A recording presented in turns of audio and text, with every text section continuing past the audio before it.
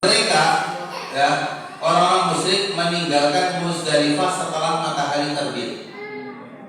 Itu mereka keluar dari Arafah sebelum matahari terbenam, tapi keluar dari Muzdalifah setelah matahari terbit. Itu tata cara ibadah hajinya orang-orang musyrik dahulu. Sunnahnya Nabi keluar dari Arafah itu setelah terbenam matahari.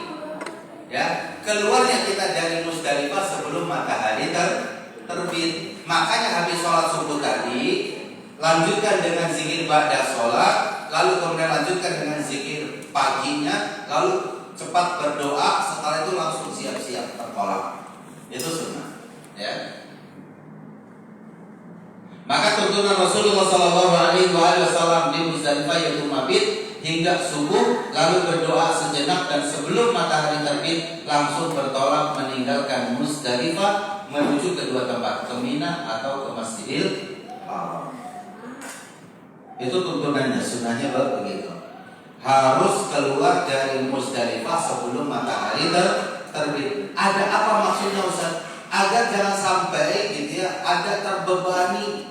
Karena di Muzdalifah itu padang luas begitu tanpa atap, lalu matahari itu langsung terjun, ya langsung turun, langsung sinarnya itu langsung ke kita panas luar biasa. Silonya kayak apa? Panasnya luar biasa. Disitulah tersediaan air kita kurang.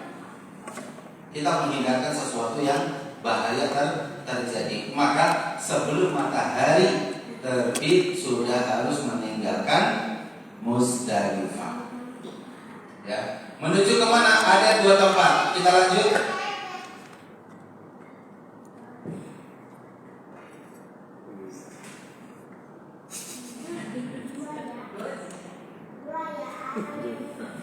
Ya, kita lanjut. Oke. Kalau kita ke Mina nih, melontar jumroh. Ini amalan tanggal 10. Ya, 10 pagi kan. Bapak dan Ibu nggak usah mikirin sholat Idul Adha. Ya, kalau di Indonesia sholat Idul Adha, tapi kalau kita lagi haji nggak usah mikirin sholat Idul Adha. Ya, yang kita pikirkan bagaimana tanggal 10 bisa selesai melakukan 5 macam ibadah yang cukup berat menguras tenaga kita di 2 tempat.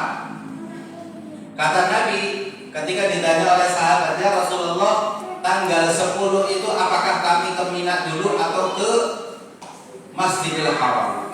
Maka kata Nabi, siapa yang mau ke Madinah ke Mina dulu, if'al wala haraj, lakukan dan tidak ada dosa bagimu. Sebagai sahabat yang lain, ya Rasulullah, kalau begitu saya mau ke Masjidil Haram dulu, tidak ke Mina dulu, boleh nggak? Boleh. If'al wala haraj. Dijelaskan oleh para ulama, kalimat if'al wala haraj, kerjakan, if'al kerjakan, wala haraj tidak ada dosa bagimu. Ini satu kaidah untuk kita beramal di tanggal 10 Zulhijjah.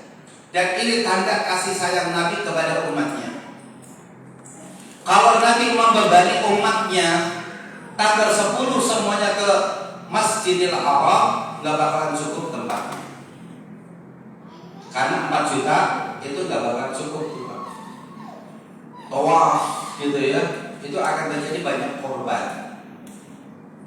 Meskipun luas, kalau ini butuh nafas, ya kan? Nafas kita bisa kesedot atau nafasnya orang Afrika,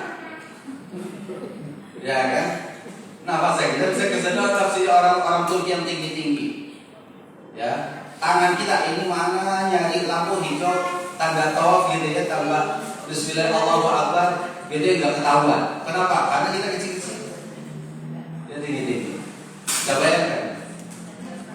Nanti ketika di sa'i 4 juta sa'i semuanya nggak cukup. Ya, baik lantai dasar, lantai 1, lantai 2, lantai 3 nggak cukup kan. Padahal itu masjid juga diperluas hingga saat ini. Jika dibandingkan dari masa Nabi ini jumlahnya 10.000 orang pada zaman Nabi, sekarang 4 juta. Nah, untuk itu Nabi yang mulia Sallallahu Alaihi Wasallam dengan wahyunya Allah Azza wa Jalla itu mengatakan if'al wala haraj, lakukan dan tidak ada dosa bagimu, maka umat akhirnya sampai sekarang terpecah menjadi dua kalau tanggal 10.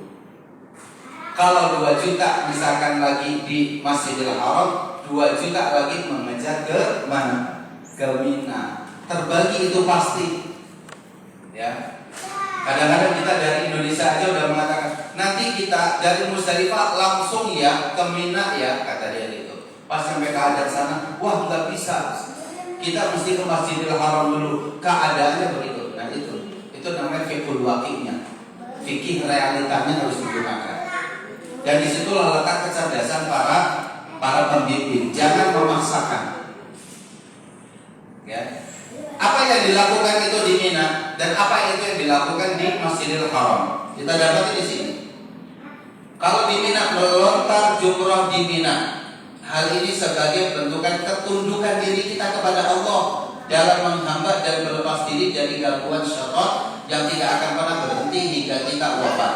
Maka jadikan setan itu sebagai musuh yang nyata bagi kita. Lontar jumrah itu bentuk apa? Ketundukan diri kita kepada Allah. Kata Allah, lempar itu 7 kali, udah 7 kali. Jangan 7 butir batu. Nggak usah ditambahin. Ustaz, saya bawa satu tubuh 9 boleh nggak? Takutnya ada yang satu meleset. Ya, nggak usah begitu. Yang penting kita dari sini lemparkan. Allahu Akbar, Allahu Akbar, Allahu Akbar sampai 7 kali udah selesai. Tidak mesti yang namanya lempar itu mengenai tubuhnya, ya, mengenai itu tubuhnya. Itu nggak mesti. Yang penting masuk ke situ, masuk ke apa? Ke lingkaran bulatan itu, gitu ya. Penting masuk ke situ. Nggak mesti, ya.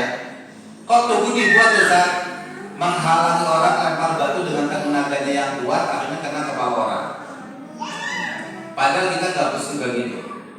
Jadi jangan meskipun kita jadikan syaitan sebagai apa musuh kita, jangan sampai antar jumroh itu sekonyong-konyong kuatnya kepala tangan lemparan tangan kita, ini bahaya, nggak boleh. Apalagi sampai sendal dan sepatunya dilempar. Saking keselnya mas saya tangan itu. Nah ini juga nggak boleh di situ. Ya ini kalau melontar jumroh. Dan ini cukup 1 kali, yaitu 7 butir saja di satu tubuh atau satu jumroh, namanya aqobah. Karena ada 3 tubuh, ya. Nah ini tubuh yang ketiga namanya tubuh aqobah, dilemparkan pada tanggal 10 di tubuh itu, ya. Kalau sudah 1 lontaran ini, tinggal ditelepon atau pembimbingnya ngasih tahu bahwa kita sudah an-nahar, yaitu menyembelih hewan al-hadyu. Karena menyembelih hewan al-hadyu sebagai konsekuensi kita melakukan haji tamattu, ya, itu harus menyembelih seekor kambing, itu haji tamattu. Nah, haji tamattu dengan menyembelih seekor kambing ini, itu kambing disembelih tidak boleh disembelih di luar Mina. Harus berada di Mina. Tahun lalu ada seorang ustaz melalui Majelis Ulama Indonesia ataupun Kementerian Agama mengusulkan agar penyembelihan hewan al-hadyu disembelihnya di Indonesia saja. Ini kemarin, ya, karena melihat 200.000 ekor kan banyak banget tuh. 200.000 ekor kambing jamaah haji Indonesia, maka kata mereka ini harus disembelih di Indonesia. Itu saya yakin kalau uangnya dibayarkan lalu disuruh nyembelihnya di Indonesia, itu kambingnya itu juga. Bisa aja 1 kambing jadi 100. Untuk 100 nama. Indonesia itu masih belum bisa untuk korupsinya itu dihilangkan. Seperti itu.